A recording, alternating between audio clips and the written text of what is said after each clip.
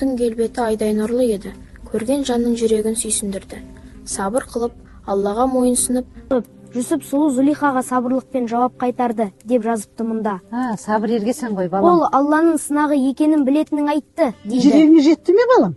Ассалам, рахмет. Шашамадыңыздар ма? Шайнегіміз дайын. Жақсы екен, рахмет, Зере. Ел оғланды ердің қас жауы, қара қараман, қара түндей қаптап келді.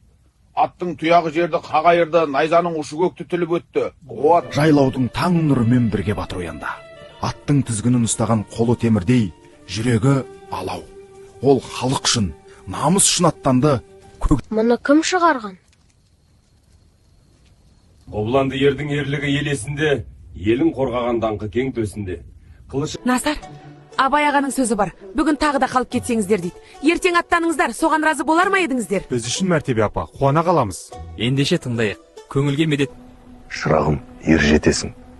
Шыңдасаң, шыңға жетесің.